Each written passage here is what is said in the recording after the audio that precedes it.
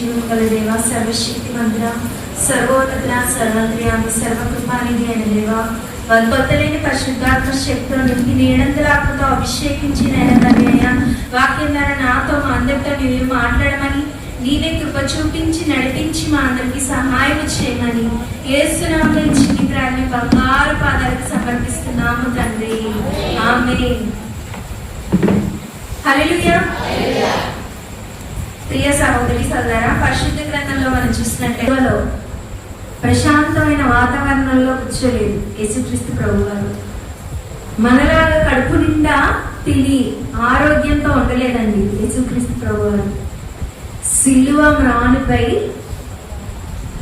ఎంతగానో కొరడా దెబ్బలు పొంది, ఎంతగానో ముళ్ళ కిరీటాన్ని ధరించి, రక్తాన్ని ప్రోక్షించి సిలువ మ్రానుపై ఉండి యేసుక్రీస్తు ప్రభు గారు ఏమంటున్నారండి, తండ్రి వీరు ఏమి చేయుచున్నారో వీరు ఎరుగరు కనుక వీరిని క్షమించు.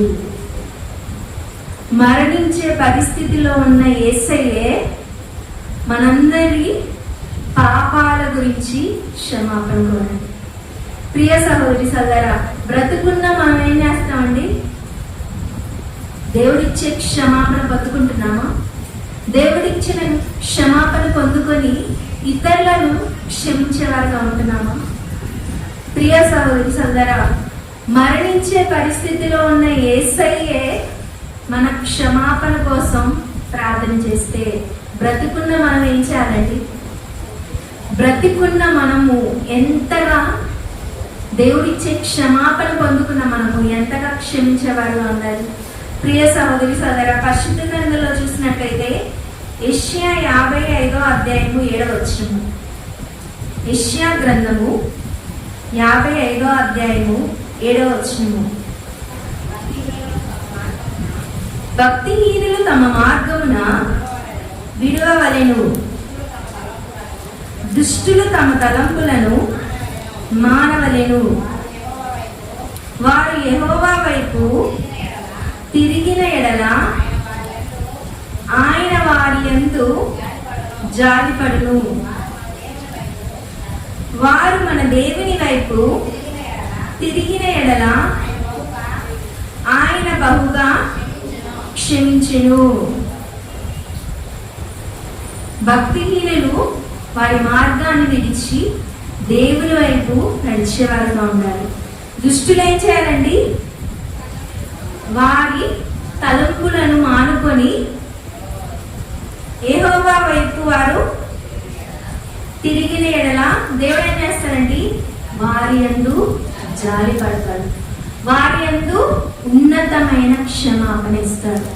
ప్రియ సహోదరి సోదర, మనుషులుగా మనము జీవించేటప్పుడు మన ఆలోచనలో, తలంపుల్లో, మనం వెళ్ళే మార్గంలో అనేక విధాలుగా మనము పాపం చేసేవారుగా ఉంటాం, పాపాన్ని అనుసరించేవారుగా ఉంటాం, పాపపు క్రియలు చేసేవారుగా ఉంటాం. దేవుడు ఏమంటున్నాడండి? మీరు ఎంతగా పాపం చేసినా, ఎంతగా నీచమైన స్థితిలో ఉన్నా, మీరు దేవుని వైపు చూసినట్లయితే, దేవుని మార్గంలో నడిచినట్లయితే ఆయన ఏం చేస్తారండి? మీ యందు జాలిపడి మిమ్మల్ని క్షమిస్తారు. ప్రియ సహోదరి సోదరా, చాలా మంది చూసినట్లయితే ఇక ఆ పాపానికి బానిసై ఆ పాపంలోనే బ్రతికి ఆ పాపం ద్వారా వచ్చే శిక్షను అనుభవించి అదే బాగుంటుందిలే అనుకుంటూ ఉంటారు. కానీ దేవుడు మనతో మాట్లాడుతున్నాడు, మీరు మళ్ళా ఆ పాపాన్ని విడిచిపెట్టి, ఆ దుష్ట మార్గాన్ని విడిచిపెట్టి, ఆ చెడు క్రియలను విడిచిపెట్టి, ఆ పాపపు తలంపులను విడిచిపెట్టి నా దగ్గరికి వస్తే నేను మీ యందు జాలి పడతాను, నేను మిమ్మలను క్షమిస్తాను. ఎవరైనా క్షమిస్తారండి మనను? మన స్నేహితులు కానీ, బంధుమిత్రులు కానీ, తెలిసిన వారు కానీ ఏదైనా ఒక చిన్న తప్పు చేస్తే మనల్ని ఎంత నీచంగా చూస్తారండి? క్షమిస్తారా? ప్రేమిస్తారా? గౌరవిస్తారా? మన క్రియలను బట్టి మనను చూసే ప్రజలు. కానీ మనం ఎటువంటి క్రియలు చేసినా మన యందు జాలి పడి క్షమించే దేవుడి వైపు మనం చూడాలి. హల్లెలూయా. మనం ఏం చేస్తామండి? కదండి మన క్రియలను చూసే మనుషులు. వాళ్ళు ఏం చూస్తారండి? మనం ఎలా ఉన్నాం, ఏం బట్టలు వేసుకున్నాం, ఎలా ప్రవర్తిస్తున్నాం, ఏం మాట్లాడుతున్నాం, ఎటువంటి ప్రవర్తన కలిగి ఉన్నాం, దాన్ని బట్టి మనకు విలువిస్తారు. కానీ దేవుడు ఎప్పుడు ఒకేలాగా ప్రేమిస్తాడు, ఎప్పుడు మన యందు జాలిపడే దేవుడు. మనం మాత్రం ఏం చేయాలండి? మన దుష్ట క్రియలను, చెడు మార్గాలను, పాపపు తలంపులను విడిచిపెట్టి ఆయన మార్గంలో నడిచినట్లయితే మన యందు జాలిపడే దేవుడు. ప్రియ సహోదరి సోదరా, ఇంకా పరిశుద్ధ గ్రంథంలో మనం చూస్తున్నట్లయితే 1 యోహాను 1వ అధ్యాయం 9వ వచనంలో చదివినట్లయితే, మన పాపములను మనం ఒప్పుకొని ఎడల ఆయన నమ్మదగిన వాడును నీతిమంతుడును గనుక ఆయన మన పాపములను క్షమించి సమస్త దుర్నీతి నుండి మనలను పవిత్రులుగా చేయును. మన పాపములను ఒప్పుకున్నట్లయితే, దేవుడిచ్చే క్షమాపణ మనము పొందుకుంటే ఏమవుతామండి? మనము పవిత్రులుగా చేయబడతాం. ఆయన ఏమై ఉన్నాడండి? నీతిమంతుడై నమ్మదగిన వాడై ఉన్నాడు. మన పాపాలను క్షమించడానికి. ప్రియ సహోదరి సోదరా, మనుషులు ఒకరోజు క్షమిస్తే ఒకరోజు క్షమించరు. కానీ ఆయన నమ్మదగిన వాడై నీతిమంతుడై ఉండి మన పాపాలను క్షమించి మనలను పవిత్రులుగా మార్చేయుడు. ప్రియ సహోదరి సోదరా, ఇక్కడ ఉన్న మనందరం, సోషల్ మీడియా ద్వారా వింటున్న ప్రతి ఒక్కరు, మనందరూతో దేవుడు మాట్లాడుతున్నారు. ఎంతకాలం మనము అదే పాపంలో మనం జీవిస్తాం? ఎంతకాలం మనము ఆ పాపానికి బానిసై దేవుని బాధ పెట్టేవారుగా ఉన్నాం? మనం పరీక్షించుకోవాలి. దేవుడు మనతో మాట్లాడుతున్నాడు. ఆయన మన పాపాలను క్షమించడానికి నమ్మదగిన వాడుగా, నీతిమంతుడిగా ఉన్నాడు. ప్రియ సహోదరి సోదరా, ఈ రోజుల్లో చూసినట్లయితే పాపం ఎంతగా చెలరేగుతుందండి బయట. ఎంత ఘోరమైన పరిస్థితులు అంటే, ఒక కాలేజీలోనే 7,000 HIV AIDS కేసులు వచ్చాయి. ఎంత ఘోరమైన పాపం జరుగుతుందండి ఈ లోకంలో. మనం చూస్తుంటేనే ఆశ్చర్యపోతున్నాం. 7,000 అండి, ఒక్క కాలేజీలోనే 7,000. ఈ పాపం చేసే వాళ్ళంతా అనేక మంది ఆడవారు మగవారే కాదంటండి. ఆ డాక్టర్లు చెప్తున్నారు, మగవారు కూడా పాపం చేస్తున్నారండి. ఎంత దీన స్థితిలోకి ఈ లోకం వెళ్ళిపోయింది. ఎంత ఘోరమైన బ్రతుకులు జీవిస్తున్నారు. ప్రియ సహోదరి సోదరా, ఆడవారు మగవారే కాదండి పాపం చేయడం. మగవారు ఆడవారు కూడా పాపం చేయడం వల్ల ఒక్క కాలేజీలోనే 7,000 మందికి HIV AIDS వచ్చిందంట. ప్రియ సహోదరి సోదరా, మీ అందరికీ టీవీలు, ఫోన్లు ఉన్నాయి కదండి. ఖచ్చితంగా మీరు కూడా చూడండి న్యూస్ ఛానల్లో. ఎంత ఘోరమైన పరిస్థితిలో మన ఆంధ్రప్రదేశ్లో, తెలంగాణలో, అనేక రాష్ట్రాల్లో కొన్ని లక్షల HIV AIDS కేసులు వస్తుంది. పాపము పేటరేగిపోతుంది కనుక లోకంలో నాశనం ప్రారంభమైంది. అవునా కాదండి? అనేక దేశాల్లో తుఫాన్లు, ప్రియ సహోదరి సోదరా, భూకంపాలు, కరువులు, యాక్సిడెంట్లు, హఠాత్తు మరణాలు దేని వల్ల వస్తున్నాయండి? పాపము వల్ల.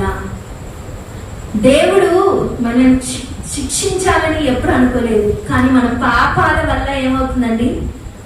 శిక్ష మన మీదకే కాదండి, మన అందరి మీదకి వస్తుంది. ఇప్పుడు రీసెంట్ గా మీరందరూ ఇంటికి వెళ్ళకపోయినా చూడండి, రీసెంట్ గా ఒక ఘోరమైన వ్యాధి వచ్చింది, వైరస్. చిన్న పిల్లలు అనేక మంది మరణిస్తున్నారు. వాళ్ళు ఏం తప్పు చేశారండి? వారు ఏమన్నా పాపం చేశారా? వాళ్ళ తల్లిదండ్రులు చేసిన పాపాలను బట్టి వారు శిక్ష పొందుతున్నారు. ఇక్కడ ఉన్న తల్లిదండ్రులందరూ వినాలి, సోషల్ మీడియా ద్వారా కూడా, మీరు చేసిన పాపాలను బట్టి మీ బిడ్డలు ఖచ్చితంగా శిక్ష పొందుతుంటారు. ప్రియ సహోదరి సోదరా, ఇక్కడ చూసినట్లయితే మనము దేవుడు మనతో మాట్లాడుతున్నాడు. ఆయన మన పాపాలను మనం ఒప్పుకున్నట్లయితే నీతిమంతుడై ఉండి నమ్మదగిన వాడై ఉండి మనలను క్షమించి పవిత్రులుగా మారుస్తాడు. ప్రియ సహోదరి సోదరా, ఇన్ని ఘోరాలు జరుగుతున్నా కూడా మాకెందుకులే, నేను పాపం చేస్తే ఏముందిలే అనుకుంటే మన పాపం వల్ల మన కుటుంబం, మనం ఉండే పట్టణం, మన దేశం నాశనం అవుతుంది. ప్రియ సహోదరి సోదరా, ఎంత చిన్న బిడ్డలండి, వాళ్ళకి అలాంటి వైరస్ ఎందుకు వచ్చింది? తల్లిదండ్రులు చేస్తున్న పాపాలు. జాగ్రత్తగా ఉండాలండి. ఏముందిలే, నా భర్తకు తెలియదు కదా, నా భార్యకు తెలియదు కదా. ఎంత ఘోరమైన వార్తలు వింటున్నామండి. అన్నా చెల్లెళ్ళు, అక్క తమ్ముడు. ప్రియ సహోదరి సోదరా, వాయా వరుస లేకుండా అత్త అల్లుడంట. ఎంత ఘోరమైన పరిస్థితి అండి. ఇలాంటి పాపిష్టి లోకంలో ఉన్నాము కాబట్టి మనము జాగ్రత్తగా ఉండాలి. సాతాను మనలో కూడా పడద్రోయాలని అనేక ప్రయత్నాలు చేస్తాడు. పిన్ని కొడుకునే అలా చేస్తుందంట, పాపంలోకి నడిపిస్తుందంట. ఎంత ఘోరమైన పరిస్థితులు అండి అని వినేవారికి మనకే మనసు ఎంత బాధగా ఉంటది. ఒక మనుషులుగా మనల్ని సృష్టించిన దేవుడు ఆయన రూపంలో ఆయనకి ఎంత బాధ కలిగిద్దండి. దేవుడు మనం చేసిన పాపాలన్నింటిని బట్టి ఏమన్నాడండి? తండ్రి, వీరు ఏమి చేయుచున్నారో వీరు ఎరుగను కనుక వీరిని క్షమించుడి. దేవుడు మనకి ఎందుకు క్షమాపణ ఇవ్వాలండి? మనం ఆయన పోలికలో బ్రతుకుతామని. కానీ మనం ఏం చేస్తున్నామండి? మన కుటుంబాన్ని, మనం ఉన్న పట్టణాన్ని, మన చుట్టుపక్కల ఉన్న ప్రజలను పాడు చేసేవారుగా ఉంటున్నాం. దేవుడు మనతో మాట్లాడుతున్నాడు. ఇప్పటికైనా మీ పాపాలను విడిచిపెట్టి దుష్ట క్రియలను ఆపి పాపపు తలంపులను విడిచిపెట్టి దేవుడి దగ్గర క్షమాపణ అడిగినట్లయితే ఆయన నమ్మదగిన వాడుగా నీతిమంతుడుగా ఉన్నాడు కాబట్టి మన పాపాలను క్షమించి మనను పవిత్రుడుగా మారుస్తాడంట. ప్రియ సహోదరి సోదరా, పరిశుద్ధ గ్రంథంలో చూసినట్లయితే అపోస్తలుడైన పౌలు, అంతకుముందు ఏంటంటే ఆయన సౌలు, ఎంతగా హింసకుడు, దూషకుడు, హానికరుడు. దేవుని ప్రజలంటేనే సౌలుకు పడేది కాదు. ఎక్కడైనా దేవుడి వాక్యం ప్రకటించబడుతున్నా ఆ ప్రజలను హాని చేయాలి, ఆ ప్రజలను చంపేయాలి, ఆ ప్రజలను ఉండకుండా చేయాలి. దేవుడికి వ్యతిరేకంగా అనేకమైన పనులు చేశాడు. కానీ దేవుడు ఉన్నతమైన క్షమాపణ సౌలుకి ఇచ్చి ఏం చేశాడండి? అపోస్తులుడైన పౌలుగా మార్చాడు. పాపాత్ముడు కాస్త దేవుడు క్షమాపణ పొందుకోవటం వల్ల పుణ్యాత్ముడుగా మారాడు, పరిశుద్ధుడిగా మారాడు, ప్రవక్తగా మారాడు. అనేకులకు ఆదర్శవంతమైన మార్గంగా పౌలు గారు అన్నారు. అపోస్తులుడైన పౌలు గారు అంటే ఎంతో గొప్ప కదండి. సౌలుగా ఉన్న, పాపాత్ముడుగా ఉన్న ఆయన జీవితాన్ని దేవుడు అపోస్తులుడైన పౌలుగా, పరిశుద్ధుడుగా, దేవుని సేవ కోసం బ్రతికే వ్యక్తిగా మార్చాడు. దేవుడు మనతో మాట్లాడుతున్నాడు. మనం ఎంత పాపం చేసినా దేవుడు ఆయన బిడ్డల ద్వారా, ఆయన సేవకుల ద్వారా మనల్ని మళ్ళీ పిలుస్తున్నాడు. మీ పాపాలను ఒప్పుకొని మళ్ళీ నా దగ్గరికి రండి, నేను మీ యందు జాలిపడి మిమ్మలను క్షమించి పవిత్రులుగా, నా బిడ్డలుగా, నా పోలికలో మార్చుకుంటాను దేవుడు మనకి పిలుపునిస్తున్నాడు. కనుక దేవుడు ఇచ్చే పిలుపును మనం పొందుకునే వారిగా ఉండాలని దేవుడు మనతో మాట్లాడుతున్నాడు. కొలస్సీలకు రాసిన పత్రిక 3వ అధ్యాయం 13వ వచనం, ఎవడైనను తనకు హాని చేసినని ఒకడు అనుకొని ఎడల ఒకరినొకడు సహించుచు ఒకరినొకడు క్షమించుడి, ప్రభువు మిమ్మును క్షమించులాగున మీరును క్షమించుడి. హల్లెలూయా. మనకి బట్టలు పెట్టేవారును, లేకపోతే మనకి బంగారాన్ని ఇచ్చేవారు, మనకి మర్యాదలు చేసేవారు కాదండి దేవుడు క్షమించమనేది. మనలను హాని చేసేవారిని, మన నాశనాన్ని కోరుకునేవారిని, మనం ఈ లోకంలో ఉండకుండా ఉండాలని అనుకునే వారిని, మనలను శత్రులుగా భావించే వారిని, మాటలతో, చేష్టలతో, ప్రవర్తనతో మనల్ని గాయపరిచే వారిని క్షమించాలి. ప్రియ సహోదరి సోదర, యేసయ్య ఎలా అయితే క్షమించాడో అటువంటి క్షమాపణ మనము ఎదుట వారి పట్ల కనపరచాలి. చాలా మంది మనం చూసినట్లయితే దేవుడి దగ్గరికి వెళ్ళి అడుగుతాం, అయ్యా నేను పడిపోయానయ్యా, నేను పాడైపోయానయ్యా, నా తప్పులను క్షమించయ్యా, నా పాపాలను క్షమించయ్యా అని మనం అడుగుతాం. కానీ ఎదుటవారు మనల్ని గాయపరిచినప్పుడు ఎదుటవారిని మాత్రం మనం క్షమించలేము, కానీ దేవుడు ఇచ్చే క్షమాపణ మాత్రం కావాలి. దేవుడు వాక్యం ద్వారా మనతో మాట్లాడుతున్నాడు, నీవు ఇవ్వలేనిది పొందుకోవడం నీకు కుదరదు. నువ్వు దేవుడిచ్చే క్షమాపణ పొందుకోవాలంటే నువ్వు ఎదుట వారిని క్షమించాలి. ప్రియ సహోదరి సోదరా, ఇంకా పరిశుద్ధ గ్రంథంలో మనం చూసినట్లయితే మత్తయి సువార్త 6వ అధ్యాయము 14-15 వచనములు, మనుష్యుల అపరాధములను మీరు క్షమించిన ఎడల మీ పరలోకపు తండ్రియు మీ అపరాధములను క్షమించును. మీరు మనుష్యుల అపరాధములను క్షమింపకపోయిన ఎడల మీ తండ్రియు మీ అపరాధములను క్షమింపడు. హల్లెలూయా. మనుష్యుల అపరాధములను మనం క్షమించినప్పుడే దేవుడు మనం చేసే అపరాధాలను క్షమిస్తాడంట. ఎంతకాలము మనుష్యుల అపరాధం క్షమించకుండా అలానే ఉంటే దేవుడిచ్చే క్షమాపణ, మన అపరాధములకు దేవుడిచ్చే క్షమాపణ మనము పొందుకోమని దేవుడు మనతో మాట్లాడుతున్నాడు. ప్రియ సహోదరి సోదరా, చాలా మంది చూసినట్లయితే మనుష్యుల అపరాధాలను క్షమించరు. దేవుడు మనతో మాట్లాడుతున్నాడు, మనుష్యుల అపరాధాలను మనం క్షమించేవారు ఉండాలి. ప్రియ సహోదరి సోదరా, క్షమించడం అంటే నేను క్షమించా ప్రభు అని మనసులో అనుకుంటే సరిపోదు. వారితో సమాధాన పడాలి, వారితో మాట్లాడాలి. మన క్రియల్లో క్షమాపణ ఉండాలి. మన మనసులో ఉంచుకొని మనము క్షమించాము ప్రభు అని దేవుడి పాదాల దగ్గర పడితే సరిపోదండి.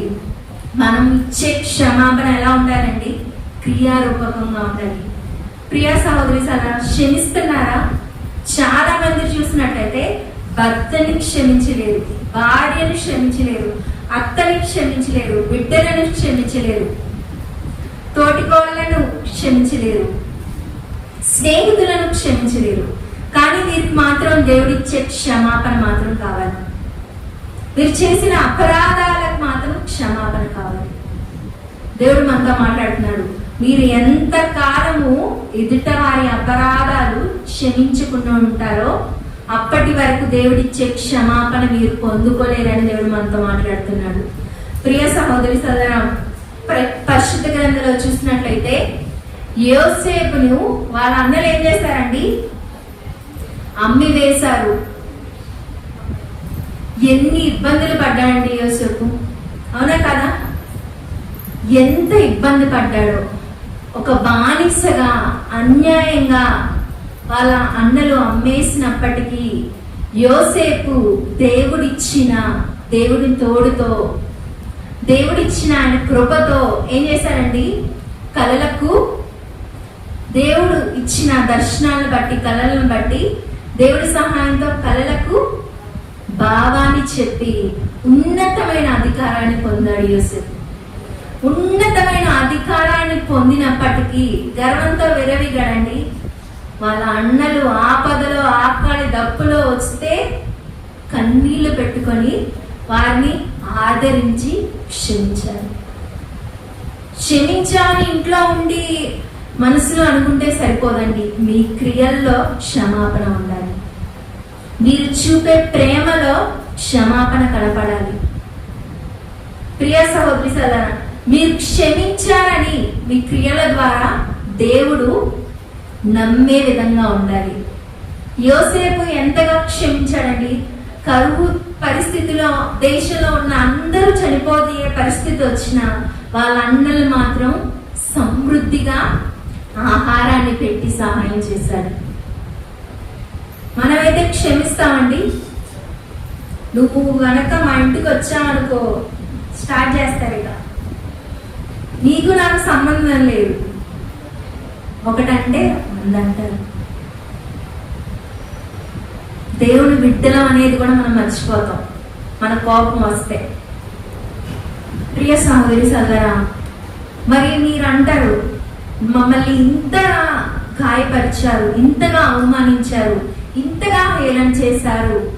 యోసేపును కూడా ఎంతో గాయపరిచారు కదండి, ఎంతగానో అవమానపరిచారు కదండి, ఎంతగానో అతన్ని ప్రాణం పోవాలని కోరుకున్నారు కదండి. కానీ వాళ్ళ అన్నలను యోసేపు క్షమించడం ద్వారా దేవుడు ఏం చేశాడండి, ఫలించడి కొమ్మగా ఆశీర్వదించాడు. హల్లెలూయా. మనం ఇచ్చే క్షమాపణ బట్టి శత్రువుకు కూడా దేవుడు బుద్ధి చెప్తాడు. అవునా కదండి? ఎవరి క్రియలను బట్టి వారికి తీర్పు తీర్చే దేవుడు ఉన్నాడు కాబట్టి మనం తీర్పు తీర్చకండి. క్షమించడం వరకే మనం చేసేది. క్షమించిన తర్వాత క్షమాపణ పొందుకున్న వారి పరిస్థితి మీరే చూస్తారు. మనం కాదండి పగ తీర్చుకోవడం, దేవుడు ఉన్నాడు కదా. దేవుడు అన్నిటినీ చూసేవాడు, అందరినీ చూసేవాడు, అందరి పట్ల ఒకేలాంటి ప్రేమ కలిగిన దేవుడు ఉన్నాడు. కనుక మనల్ని బాధ పెట్టే వారికి ఎలా బుద్ధి చెప్పాలో ఆయనకు తెలుసు. మనం చేయాల్సింది ఏంటండి, క్షమించడం. ప్రియ సహోదరి సోదరా, ఇంకా చూసినట్లయితే పరిశుద్ధ గ్రంథంలో దావీదు మహారాజుని కూడా చూస్తాం. సౌలు ఏం చేశాడండి, చంపాలనుకున్నాడు. దావీదు మహారాజు రాజు అవ్వకూడదు అనుకున్నాడు. దావీదు మహారాజు గొప్పవాడండి, ఒక గొర్రెల కాపరి, సంగీత విద్వాంసుడు, దేవుని హృదయానుసారుడు. ఒక సాధారణమైన మనిషి మీద ఆ రాజు ఏం చేశాడండి, చంపాలనే ప్రయత్నం చేశాడు. కానీ ఏం చేశాడండి దావీదు మహారాజు, సౌలు అనేక సార్లు అతని ముందుకు వచ్చినా కూడా, దావీదు మహారాజు ముందుకు వచ్చినా కూడా సౌలుని క్షమించారు. క్షమాపణ అంటే అదండి. క్షమాపణ అంటే అతను చూపించిన క్షమాపణ బట్టి ఆ క్షమాపణ చూసిన దేవుడు గొప్ప రాజుగా దావీదు మహారాజు చేశాడు. మీరు క్షమించండి, దేవుడు మీ అపరాధాలను క్షమిస్తాడు. మీ జీవితంలో ఇక కార్యాలను మీరు చూడబోతారు. ప్రియ సహోదరి సోదరా, క్షమించకుండా ఎంతసేపు అసూయ ద్వేషం పెట్టుకొని ఉన్నట్లయితే దేవుడు మిమ్మల్ని కూడా క్షమించడు. ప్రియ సహోదరి సోదరా, ఒక మాట చదువుకున్నాం. అపోస్తుల కార్యములు 7వ అధ్యాయము 59 నుండి 60 వచనాలు. ప్రభువును గూర్చి మొర్రపెట్టుచు, యేసు ప్రభువా నా ఆత్మను చేర్చుకొనమని స్టెఫెను పలుకుచుండగా వారు అతనిని రాళ్లతో కొట్టిరి. అతని మోకాళ్ళుని, ప్రభువా వారి మీద ఈ పాపము మోపకము అని గొప్ప శబ్దముతో పలికెను. ఈ మాట పలికి నిద్రించెను. సౌలు అతని చావునకు సమ్మతించెను. హల్లెలూయా. ఇక్కడ ఏం చేశాడండి? స్టెఫెన్ ఏం చేశాడు? మొర్ర పెడుతున్నాడు. ఏమని మొర్ర పెడుతున్నాడు? ఆయనను రాళ్లతో కొట్టి చంపుతుంటే, ప్రభువా, ఏమని మొర్ర పెడుతున్నాడండి స్టెఫెను? ఆయనను రాళ్లతో కొట్టి చంపుతుంటే, ప్రభువా, అయ్యా, వీరి మీద అపరాధమును మోపద్దయ్యా, వీరి మీద పాపాన్ని మోపద్దయ్యా, వీరిని క్షమించమని ప్రార్థన చేస్తున్నాడు. వారు రాళ్లతో కొడితే మరణించే పరిస్థితిలో ఉన్న స్టెఫెన్ గారు ఏం చేస్తున్నాడండి? ప్రభువా, ఇక్కడ చూస్తాం ఎంత గొప్పగా ప్రార్థన చేశాడండి. మోకాళ్ళుని, ప్రభువా, వారి మీద ఈ పాపము మోపకుమని గొప్ప శబ్దముతో పలికెను. ఈ మాట పలికి నిద్రించెను. ప్రియ సహోదరి సోదరా, యేసుక్రీస్తు ప్రభు వారు కూడా మరణించే పరిస్థితిలో ఎంత ఉన్నతమైన క్షమాపణ ఈ లోకాన్నంతటికి ఇచ్చాడు. స్టెఫెన్ గారు ఏం చేశాడండి? అక్కడున్న ప్రజలందరూ, రాళ్లతో కొడుతున్న ప్రజలందరి మీద, అతన్ని మాటలతో, చేష్టలతో, ప్రవక్తలతో హింసిస్తున్న ప్రజలందరి మీద ఏమంటున్నాడండి? అయ్యా, నన్ను రాళ్లతో కొట్టి, మాటలతో, ప్రవక్తలతో హింసించిన ఈ ప్రజల మీద ఏ పాపము మోపకయ్యా, ఉన్నతమైన, శ్రేష్టమైన, అద్భుతమైన క్షమాపణించారండి స్టెఫెన్ గారు. మనం క్షమిస్తున్నామండి? ఉన్నతమైన అధికారుల్లో ఉంటున్నారు చాలా మంది, చదువుకొని ఉంటున్నారు, దేవుడిచ్చే సుఖాలను పొందుకుంటున్నారు, మనకు దేవుడిచ్చే ప్రతి ఒక్క మేలును పొందుకుంటున్నాం, కానీ ఎదుటి వారిని క్షమించలేకపోతున్నాం. దేవుడు మనతో మాట్లాడుతున్నాడు. మరణించే పరిస్థితిలో ఉన్న స్టెఫెన్ గారే క్షమించినట్లయితే, బ్రతికున్న మనము, సజీవంగా ఉన్న మనము, దేవుని మేలు పొందుకుంటున్న మనము ఎంతగా క్షమించేవారిగా ఉండాలండి, ఎంతగా ఎదుటి వారిని ప్రేమించేవారిగా ఉండాలి. క్షమించే మనసే ఉండట్లేదండి. ప్రియ సహోదరి సోదరా, అనేక ఛానళ్ళు మనం చూస్తాం, బ్రతుకు జట్కా బండి, ఇంకా అనేకమైనవి కార్యక్రమాలు వచ్చాయి. అయితే ఒక దాంట్లో చూసినట్లయితే ఒక భార్య ఉందండి, ఒక భార్య భర్త వచ్చేసి 50 ఏళ్ళు నిండినాయి. ఈ విషయం అంటే మీకు కూడా ఆశ్చర్యం అనిపించింది. 50 ఏళ్ళు నిండినాయి, రిటైర్మెంట్ కూడా అయిపోయింది, రిటైర్మెంట్ ఫంక్షన్ కూడా చేశారు. 50 ఏళ్ళు నిండిన ఆ భర్త ఏమంటున్నాడంటే, వాళ్ళ భార్యని విడాకులు అడుగుతున్నాడు.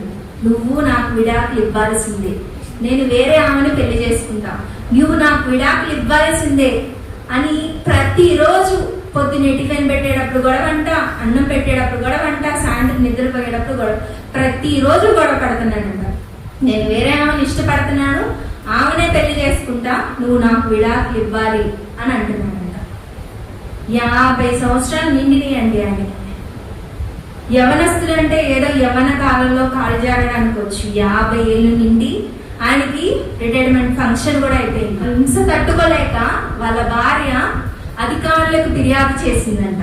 వాళ్ళు అంటున్నారు, అయ్యా, నువ్వు ప్రేమించిన, ఇష్టపడిన ఈమె ఉంది కదా, ఈమె చాలా చెడ్డ స్త్రీ, నీలాగే ఇద్దరిని ఆల్రెడీ ముంచేసింది, నిన్ను కూడా ముంచేసింది, జాగ్రత్తగా ఉండు అని చెప్పినా కూడా ఆయన పట్టించుకోలేదండి.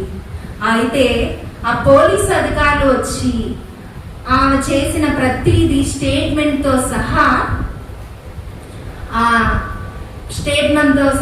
ఎవరైతే ఆ ముసలి ఆయన ఉన్నాడు కదండి, ఆ భర్త రిటైర్మెంట్ ఆయనకు చూపించారు.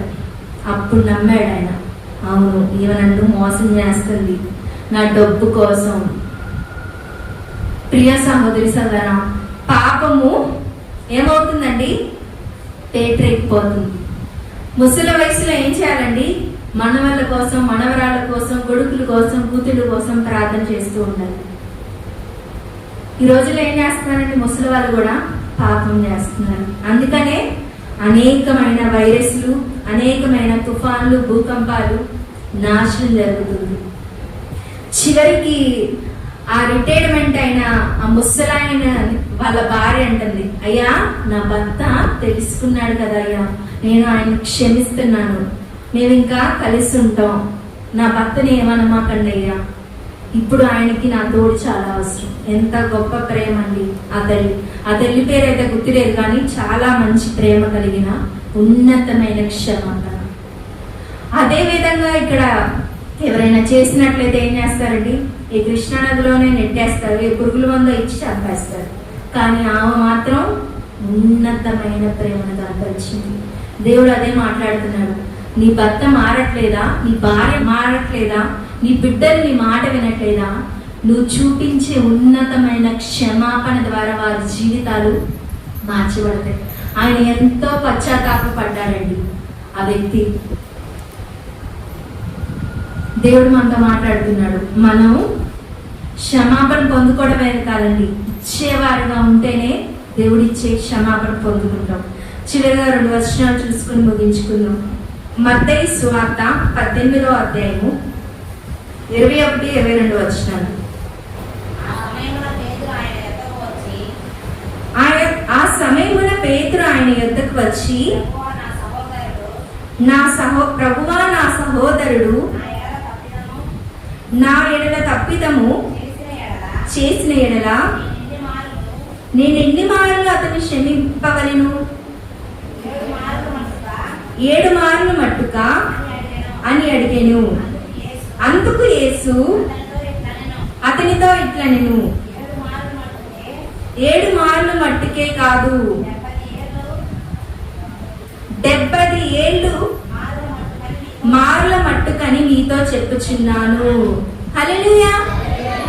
ఎన్నిసార్లు అండి? 77 సార్లు క్షమించమని అంటాడు. 77 సార్లు క్షమించారండి మీరు? ఒకసారి, 2 సార్లు, 10 సార్లు? దేవుడు మనతో మాట్లాడుతున్నాడు. 77 సార్లు అంటే దేవుడి దృష్టిలో ఏంటంటే ఎన్నిసార్లైనా క్షమించాలి. ఎన్నిసార్లైనా మీరు క్షమించే హృదయాన్ని పొందుకోవాలి. 77 సార్లు క్షమించారండి ఇక్కడ ఉన్న వాళ్ళు ఎవరైనా? ఒక వ్యక్తిని 77 సార్లు క్షమించే అనుభవంలో మనం ఉన్నామా? దేవుడు చెప్తున్నాడు 77 సార్లు క్షమించాలి. 77 సార్లు క్షమించడం అంటే ఎప్పుడైనా క్షమించే హృదయం మనలో ఉండాలి అని దేవుడి ఉద్దేశం. 77 సార్లు అండి. 10 సార్లుకే విడాకులు, కోర్టు కేసులు, కొట్టుకోడాలు, గొడవలు, హత్యలు. కొన్నిసార్లకే 77 సార్లు అంటే క్షమిస్తారండి? దేవుడు మనతో మాట్లాడుతున్నాడు. అంత విస్తారమైన క్షమాపణ మన జీవితంలో ఉండాలి. ప్రియ సహోదరి సోదరా, ఇంకా పరిశుద్ధ గ్రంథంలో చూసినట్లయితే మత్తయి సువార్త 12వ అధ్యాయము 31-32 వచనములు. కాబట్టి నేను మీతో చెప్పినదేమనగా, మనుష్యులు చేయు ప్రతి పాపమున దూషణయు వారికి క్షమింపబడును గాని ఆత్మ విషయమైన దూషణకు పాప క్షమాపణ లేదు. మనుష్య కుమారునికి విరోధముగా మాట్లాడువానికి పాప క్షమాపణ కలగుదని పరిశుద్ధాత్మకు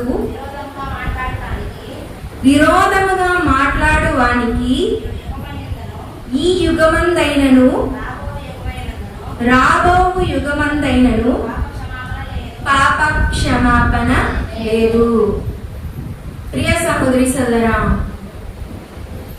మనము ఆలోచనలో, తలంపుల్లో, కార్యాల్లో చేసే ప్రతి పాపానికి దేవుడు క్షమాపణ ఇచ్చాడు. అవునా కదండి? మనం చేసే ప్రతి పాపానికి క్షమాపణ అనేది ఉంది, కానీ ఆత్మ విషయమై దూషణ చేసిన వారి పాప క్షమాపణ లేదు.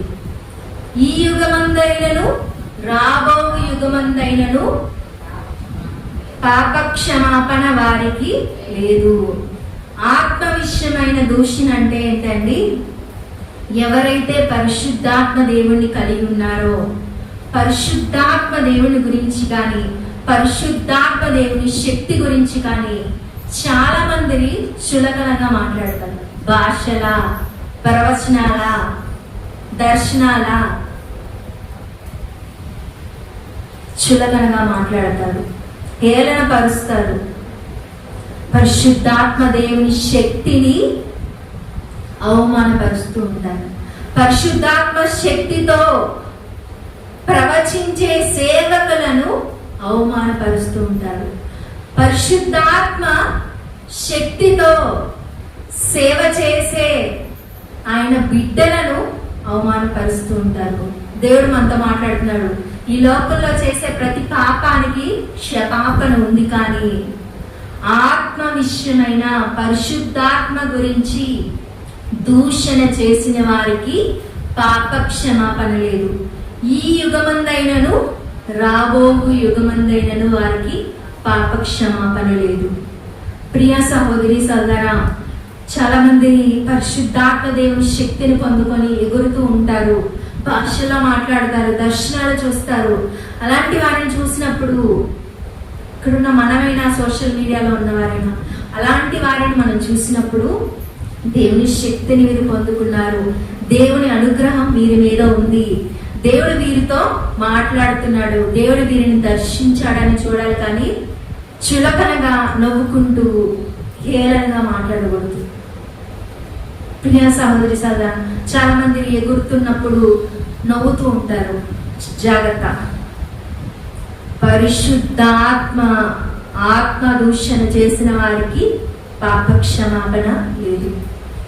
కనుక పరిశుద్ధాత్మ శక్తిని బట్టి మనము జాగ్రత్తగా ఉండాలి. పరిశుద్ధాత్మ శక్తిని పొందుకొని సేవ చేసే సేవకులతో కూడా మనము జాగ్రత్తగా ఉండాలి. వాళ్ళు ఎలా పడితే అలా మాట్లాడడం, ఎలా పడితే వాళ్ళ పట్ల ప్రవర్తించడం దేవుడికి నచ్చదండి. వారికి పాప క్షమాపణ లేదు. కనుక ఆత్మ దూషణ మనం ఎన్నడూ చేయకూడదు. ప్రియ సహోదరి సోదరా, నాకు తెలియక చిన్నప్పుడు మామూలుగా ఎగిరేవాడిని చూసి నవ్వేదాన్ని. అయితే బాప్తిజం తీసుకొని దేవుడిచ్చే కొన్ని తలాంతులు పొందుకున్నాక ఒక్కదాన్నే ఇంట్లో కూర్చొని ఆరాధన చేస్తున్నప్పుడు ప్లాంక్ మీద ఇలా తరివేయడం అలవాటు. అయితే ఇలాగా తరివేసే చేతులు అంతంత పైకి వెళ్తున్నాయి. మా ఇంట్లో అప్పుడు మా అమ్మగారు ఏమో వంట చేసుకున్నారు, మా అన్నయ్య గారు ఇద్దరు బయటికి వెళ్ళారు. అంత పైకి వెళ్తున్నాయి. నేను కంట్రోల్ చేయలేకపోతున్నాను, భాషలో మాట్లాడుతున్నాను. కళ్ళు మొత్తం ఒక 1 అవర్ మూసుకొనే ఉన్నాయి. ఒక దర్శనాన్ని చూస్తున్నాను, దేవుని ప్రసన్నతను, దేవుని సన్నిధిని నేను చూస్తున్నాను. నేను ఎక్కడికో వెళ్ళిపోతున్నట్లు కనిపించింది. ఆ రోజు అనుకున్నా, అయ్యా ఇంకెప్పుడు కూడా అయ్యా ఆత్మ దూషణ చేయను. దేవుడు ఈ వాక్యం నాకు చూపించారు. అయ్యా ఎప్పుడు కూడా నీ ఆత్మ కలిగిన సేవకుల గురించి కూడా ఎప్పుడు నేను చులకనగా మాట్లాడను. అయ్యా నువ్వు నాకు ఇచ్చిన ప్రసన్నతను బట్టి, శక్తిని బట్టి నీకు మహిమ. ప్రియ సహోదరి సోదరు, కనుక దేవుడితో, దేవుని ఆత్మతో జాగ్రత్తగా ఉండాలి. మనుషులు ఏముందండి, మనుషులు ఏమి చేయలేరు, వాళ్ళ వల్ల మనం ఏమి పొందుకోలేము. దేవుని వల్ల ఏదైనా పొందుకుంటాం, ఆయనే మనకి ఏదైనా చేస్తాడు. కనుక ఆయన ఇచ్చే ఆశీర్వాదాలు, దీవెనలు, సంతోషం, ఆయన కృప మాత్రమే మనకి కావాలి. ఆయన ఇచ్చే శిక్ష మనకు వద్దు. మనం శిక్ష పొందుకోవడానికి కాదండి, ఆయన ఇచ్చే క్షమాపణ పొందుకొని పరిశుద్ధులుగా జీవించడానికే దేవుడు మనల్ని సృష్టించాడు. ప్రియ సహోదరి సోదరా, చివరిగా ఒక మాట చూసుకొని ముగించుకున్నాం. ఎఫెసీలకు రాసిన పత్రిక 1వ అధ్యాయం 7వ వచనము, హెబ్రీ 8:12 ఈ రెండు తీసి చదవండి. ఎఫెసీలకు రాసిన పత్రిక 1వ అధ్యాయం 7వ వచనము, దేవుడు కృప మహదైశ్వర్యమును బట్టి ఆ ప్రియుని యందు ఆయన రక్తము వలన విమోచనం అనగా మన అపరాధములకు క్షమాపణ కలిగి ఉన్నది. హల్లెలూయా. దేని ద్వారా అండి? మనం తెల్లగా ఉండడం వల్ల మనకు క్షమాపణ వచ్చిందా? మనకు ఆస్తి ఉండబట్టి, కులం ఉండబట్టి, పేరు ప్రఖ్యాతులు ఉండబట్టి, కంటలు ఉండబట్టి మనకు క్షమాపణ వచ్చిందా? కాదు. యేసు రక్తం ద్వారా క్షమాపణ వచ్చింది. యేసు రక్తాన్ని చిందించకపోతే మనకు క్షమాపణ వచ్చేదండి? యేసు రక్తమే మన పాపాలకు క్షమాపణ. ఆయన రక్తమే చిందించకపోయింటే క్షమాపణ వచ్చేదండి? ఈ లోపల ఏ మనిషి రక్తం ద్వారా మనకు క్షమాపణ రాదు. ఎందుకంటే ఆ మనిషిలో పాప ఆలోచనలు తలంపులు ఉంటాయి. కానీ యేసు రక్తం ద్వారానే మనకు క్షమాపణ ఎందుకు వచ్చిందండి? ఆయన పరిశుద్ధంగా జీవిస్తూ, పాపాన్ని చేస్తూ, సాతాన్ని ఓడిస్తూ, ఏ స్థితిలోైన పరిస్థితులైన తండ్రి చిత్తాన్ని చేసే పరిశుద్ధుడైన దేవుడు కాబట్టి. హల్లెలూయా, హల్లెలూయా. కనుక యేసు రక్తం ద్వారానే మనకు క్షమాపణ వచ్చింది. ఇంకోటి వచనం చూసుకున్నట్లయితే హెబ్రీ 8:12, నేను వారి దోషముల విషయమై దయ కలిగి వారి పాపములను ఇంకెన్నడూ జ్ఞాపకము చేసుకొనని. చదవండి. ప్రభు సెలవిచ్చుచున్నాడు, నేను వారి దోషం విషయమై దయ కలిగి వారి పాపములను ఇక ఎన్నడూ జ్ఞాపకము చేసుకొనని ప్రభు సెలవిచ్చుచున్నాడు. క్షమాపణ అంటే అదండి. ఏంటండి? ఒకసారి మనం తప్పు చేసినప్పుడు, మనం పాపం చేసినప్పుడు, దేవుడి దగ్గర క్షమాపణ పొందుకున్నప్పుడు దేవుడు ఏం చేస్తారండి? ఇంకెన్నడూ నువ్వు అది చేసావు కదా, నువ్వు దొంగతనాలు చేసావు కదా, వ్యభిచారం చేసావు కదా, నువ్వు ఇష్టానుసారంగా జీవించావు కదా అని దేవుడు అండండి. ఇంకెన్నడూ జ్ఞాపకం చేసుకోడు. మన క్షమాపణ అనేది అలా ఉండాలి. మన క్షమాపణ ఎలా ఉంటుందండి? అక్క కానీ, చెల్లి కానీ, తమ్ముడు కానీ, అత్త కానీ, మామ కానీ, భర్త కానీ, భార్య కానీ, స్నేహితులు కానీ, ఎవరినైనా మనం క్షమిస్తాం. కానీ తర్వాత ఏమంటామండి? నువ్వు ఆ రోజు అలా చేసావు కదా, నువ్వు ఇలా చేసావు కదా.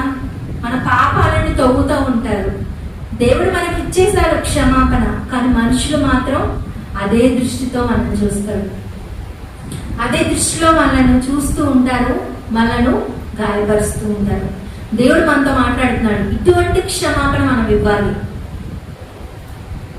ప్రియ సహోదరి సోదరా, తోటి కూడా 1000 చీరలు పెట్టిందని మీరు కూడా 1000 రూపాయల చీర పెట్టాలని ఉండదు. ఆమె ఏదో చిన్న చూపు చూసిందని మీరు కూడా చిన్న చూపు చూస్తే ఆమె క్షమించినట్లండి? మీరు కాదు. మీరు ఆమె కన్నా రెట్టింపిస్తే ఆమెను క్షమించినట్లు. ఆమె చేసిన తప్పు మీ హృదయంలో లేదని మీరు గుర్తిస్తున్నట్లు. ఫర్ ఎగ్జాంపుల్ చెప్పారండి, అది కాదు కానీ అలాగా అనేక విషయాల్లో, డబ్బులు కాడ, వస్తువులు కాడ, పెట్టుకోదలు కాడ, అనేక విషయాల్లో మనము ఏం చేస్తామండి?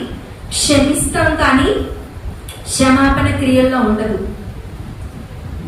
కనుక దేవుడు క్షమాపణ పొందుకోలేకపోతున్నాం. మనం కలిగి ఉన్న ఘోరమైన పరిస్థితుల్లో నుండి విడుదల పొందుకొని, స్వస్థత పొందుకొని మన జీవితంలో అద్భుతాన్ని చూడలేకపోతున్నాం. దేవుడు మనతో మాట్లాడుతున్నాడు. ఇక్కడ ఏముందండి? ఆయన ఇక ఎన్నడూ మన అపరాధములను జ్ఞాపకం చేసుకోడు. శ్రేష్టమైన, ఉన్నతమైన, అద్భుతమైన క్షమాపణ దేవునికి. ఆ క్షమాపణ మనం పొందుకోవాలంటే అటువంటి క్షమాపణే ఎదుట వారి పట్ల కనపరిచే వారుగా ఉందుదుముగాక. ఇటు కృప, ధన్యత, యోగ్యత ఇక్కడున్న బిడ్డలందరికీ, సోషల్ మీడియా ద్వారా చూసే బిడ్డలందరికీ దేవుడు అనుగ్రహించి నడిపించి దీవించునుగాక. ఆమె ప్రాథమిక ఉపదేశాలను ముగించుకుందాం. పరిశుద్ధుడైన తండ్రి అయ్యా, నాయనా తండ్రి అయ్యా, ఎంతగానో నాయనా తండ్రి అయ్యా, మా ప్రవక్తల ద్వారా నాయనా తండ్రి, మా మాటల ద్వారా, మా చేష్టల ద్వారా నాయనా తండ్రి అయ్యా, నేను గాయపరిచాము తండ్రి నాయనా అయ్యా. మమ్మల్ని క్షమించండి తండ్రి నాయన అయ్యా, మా పాపాలను క్షమించండి తండ్రి నాయన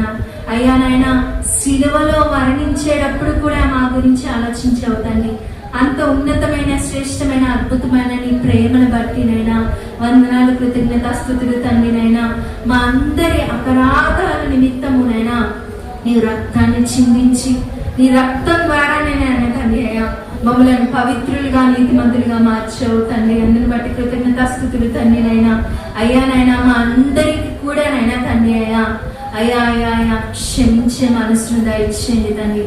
అయ్యా మమ్మల్ని మాటలతో, చేష్టలతో, ప్రవర్తనతో అయ్యా హింసించిన వారిని అయ్యా అయ్యా సైతమునైనా ప్రేమించే మనసు మా అందరికి దయచేయండి తండ్రి. అయ్యా అయ్యా నీ వాక్యం ద్వారా మాతో మాట్లాడినందుకు నైనా కృతజ్ఞతాస్తుతులు తండ్రి. అయ్యా అయ్యా నైనా ఎదుట వారి అపరాధాలను మేము క్షమించినప్పుడే నీకు ఇచ్చే క్షమాపణ పొందుకుంటామని నైనా నువ్వు మాతో మాట్లాడావు తండ్రి. నైనా అయ్యా అయ్యా అయ్యా మేము కూడా ప్రతి ఒక్కరం నైనా తండ్రి అయ్యా స్నేహితులను, బంధుమిత్రులను, భర్తని, భార్యని నైనా అనేక మందిని నాయన తండ్రి అయ్యా క్షమించే మనసు నాయన ఇక్కడున్న బిడ్డలందరికీ నైనా సోషల్ మీడియా ద్వారా వింటున్న బిడ్డలందరికీ అనుగ్రహించమని ప్రార్థిస్తున్నాం తండ్రి. నైనా అయ్యా నాయన తండ్రి అయ్యా మేమందరం నైనా తండ్రి అయ్యా అయ్యా నీ వలే క్షమించే కృపను దయచేయండి తండ్రి.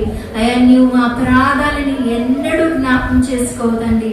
అయ్యా అంత ఉన్నతమైన క్షమాపణ ఎదుటివారి పట్లనైనా మేము కూడా కనపరిచే కృపను దయచేయండి తండ్రి. నైనా అయ్యా క్షమించే దేవుడు తండ్రి. నైనా నువ్వు ఇచ్చిన క్షమాపణ నైనా తండ్రి అయ్యా నువ్వు ఇచ్చే క్షమాపణను అనేక మందికి పంచిపెట్టే బిడ్డలుగానైనా తండ్రి అయ్యా నీ రూపంలోనైనా తండ్రి మమ్మల్ని మార్చమని, మలచమని అయ్యా నీ కృపలోనైనా తండ్రి మమ్మల్ని అందరినైనా భద్రపరచమని ప్రార్థిస్తున్నాను తండ్రి. అయ్యా ఎవరైతేనైనా ఆత్మదూషణ చేశారో వారందరినీ జ్ఞాపకం చేసుకోండి తండ్రి.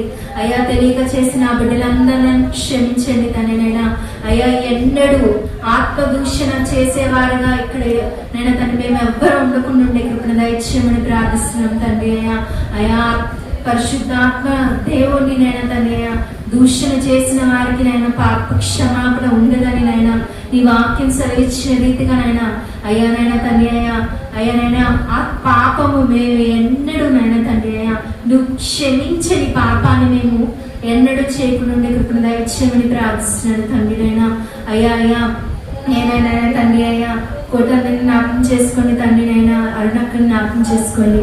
ఇచ్చిన ముగ్గురు బిడ్డలు నైనా అమ్మగారిని నైనా జ్ఞాపకం చేసుకోండి తండ్రి. నైనా అన్నకి ఇచ్చిన అన్నయ్య వాళ్ళ కుటుంబాన్ని నైనా తండ్రి అయ్యా నైనా అయ్యా జ్ఞాపకం చేసుకోండి తండ్రి. నైనా అయ్యా అక్కల్ని, చెల్లెల్ని నైనా తండ్రి కుటుంబ సభ్యులందరినీ జ్ఞాపకం చేసుకోండి.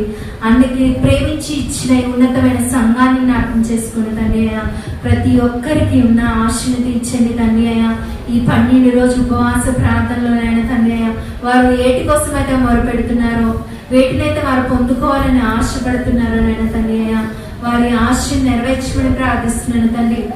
ప్రతి బిడ్డకి నైనా తండ్రి అయ్యా నీ చిత్త ప్రకారం, వేసి ఇష్ట ప్రకారం పరిశుద్ధాత్మదేవి సహాయంతోనైనా అయ్యా నీ వాక్ ద్వారా స్వస్థపరిచి వారి జీవితాలు అద్భుతాలు చేయమని ప్రార్థిస్తున్నాను తండ్రి. నైనా అయ్యా నైనా తండ్రి ఈ సంఘాన్ని నైనా ఈ బెతెస్దా సంఘం ద్వారా నైనా తండ్రి అయ్యా ఈ నామానికి సమస్త మహిమ, ఘనత, ప్రభావాలు నైనా ఎల్లప్పుడూ నైనా తండ్రి అయ్యా కోటన్న కుటుంబం ద్వారా నైనా ఈ సంఘ బిడ్డల ద్వారా నైనా తండ్రి నువ్వు పొందుకునే మహాకృపలు నైనా తండ్రి ఈ బిడ్డలకు దయచేయమని ప్రార్థిస్తున్నాను తండ్రి. నైనా అయ్యా ఈ రోజు రాత్రి నైనా ఎవరైతే నైనా తండ్రి ఏ కష్టాల్లో, నష్టాల్లో, వ్యాధుల్లో, బాధల్లో అయ్యా అంధకార శక్తుల్లోనైనా తండ్రి బాధపడుతూ వచ్చారో నైనా తండ్రి నీవేనైనా తండ్రి అయ్యా ముట్టి స్వస్థపరిచి నేనైనా తండ్రి అయ్యా నీ నామానికి నేను మహిమ తెచ్చుకోమని అయ్యా నీ వాక్ ద్వారా మమ్మల్ని అందరినీ స్వస్థపరిచి మా జీవితాలు అద్భుతాన్ని చేయమని యేసు నామములోనైనా తండ్రి అయ్యా ఈ అవకాశాన్ని నైనా తండ్రి అయ్యా ఈ దీనురాలైనా నాకు ఇచ్చినందుకు కృతజ్ఞతాస్తుతులు చెల్లిస్తూ యేసు నామములో ఇచ్చిన ప్రేమని బంగారు పాదాలకి నైనా తండ్రి నీ కృప ద్వారా సమర్పిస్తూ అడిగి వేడుకలు పొంది నాము తండ్రి. ఆమేన్ ఆమేన్.